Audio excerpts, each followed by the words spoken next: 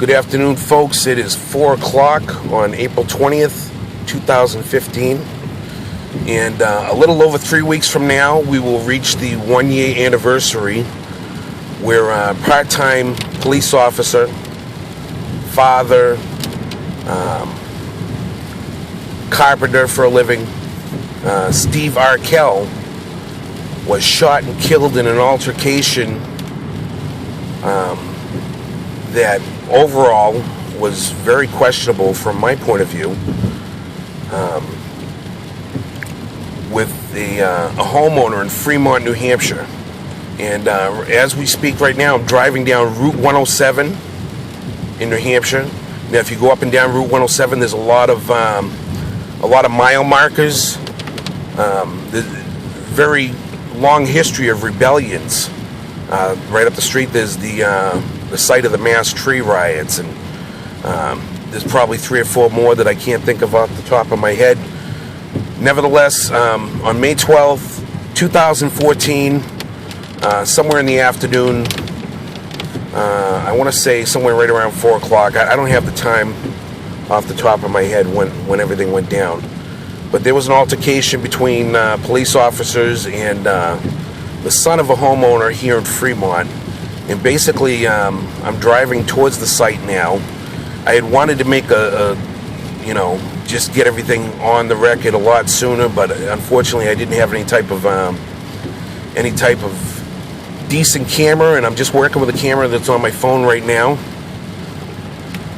But basically I just want to talk about what I saw here. So I had been working up the street and started getting phone calls from home that there was some sort of shooting in the area. And basically I got behind some police cruisers that were flying to the scene, and I kind of followed them and got as close as I could to the scene. We're going to pause.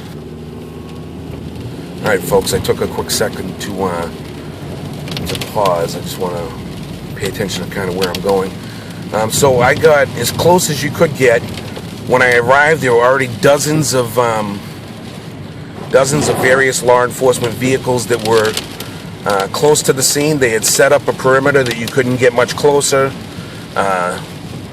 News teams had started descending on the area, and I'm gonna bring my camera up. I'm at a stop sign, and I'm gonna pan real quickly.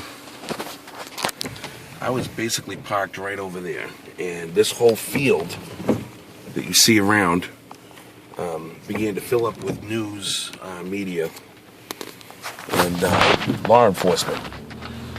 So I hung around for a little while anyway, and it happened to be my birthday, so I wanted to go home and spend it with my kids. Didn't really know everything that was going on. We weren't getting a lot of information. So I drove home, which was probably about 20 minutes from here, and by the time I had gotten home, it had already been reported that the house that was in question had exploded. So, I was very regretful that not that that's anything to be, thrilled about or anything like that, but I was sorry that I had missed it because I was unable to document what had happened by the time. So at that point, I made a decision that we were going to come back to the scene. So I took my family back to the scene, and there were a lot more people there. This entire neighborhood, hundreds of people, I believe, had been evacuated.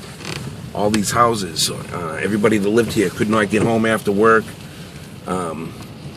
School children that were in the area. There was, back at that field, there was a school bus that was assembled there, and I'm sure there's lots of footage, from news media that you could go look up that documented everything that I kind of missed. But one thing that I really wanted to look at that, guys, some turkeys. One thing that I wanted to really talk about that I don't think anybody talked about, and it just came up in a conversation yesterday. You could see there's still a year later, there's still cleanup and construction going on of this house that blew up. So here we go. We caught all that. But listen, this is what people can talk about what they seen. I want to talk about what I smelled. I'm not any type of demolitions expert or anything, but I know what it smells like on the 4th of July when you're checking out fireworks, okay? And that's exactly what it smelled like up to, I want to say, half a mile to a mile away from the site. It smelled like the 4th of July after they've been lighting off all their fireworks. So, since that time, I've speculated, if you're in an altercation with a law enforcement officer and a law enforcement officer gets killed, they're going to Chris Dorner your ass. You're not getting out of it alive. You see across the street there, the number 87, the little makeshift memorial that has been put up for Officer Steve Arkell. I'm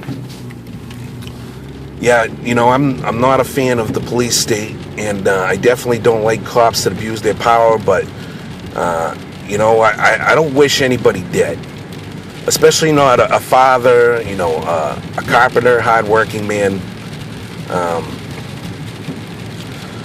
It's this idea that the police are going to resolve every problem in this perpetual prosecution of victimless crimes, with cops setting up speed traps all over the place, and you can't drive up a route like 125 without, late at night, without getting followed town to town by cops that get behind you, put bright headlights on, and wait for you to screw up so they have an excuse to pull you over.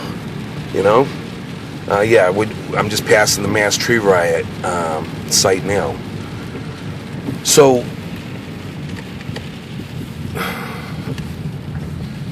basically, we're on a course that is unsustainable. We're either gonna reach the eventual culmination of liberty or tyranny. It's not going to keep going the way it is for decades. It's going to get worse, and when we're so close to hot tyranny right now, that really just the slightest thing that upsets the apple cart, maybe a drought in California that, people are really dying from, or something like that, or, another Ferguson. These things, they just happen in life, but they're predictable responses to attrition. In the old days, in the times of kings and conquest, that surround your castle and they would starve you out, and you would either comply or you would die. And that's what you have in the United States now. And every time we have an incident like this, all the gun grabbers pop out of the woodwork, and eventually there's going to be a line in the sand, and it's not going to be pretty. But for the folks that hate the cops, and just recognize that those people they're the biggest slaves of all. They're on slave patrol, and they think that a lot of them think they're doing the right thing, and a lot of them have good intentions, but everything the government does is coercion, and therefore it's immoral. So basically, to recap, if you're in an altercation with a cop, even if you're defending your life, and that cop, gets hurt or gets killed, you're probably not going to make it out of the situation in one piece. So we need to push nonviolent means of evolution. I say evolution rather than revolution, as much as possible. And this affects everybody. A lot of people like to just kind of tuck their head in the sand and say, if I don't see it, it won't see me. It's coming for everybody. If you have kids, it's going to affect your kids. If you have loved ones, if you have friends, it's going to affect everybody. It's everybody's fight. It's up to everybody to do something to change it. Okay? So that's all I get to say about that. Long live liberty. Here's to freedom. And why don't you take a walk with me and let's get us some freedom.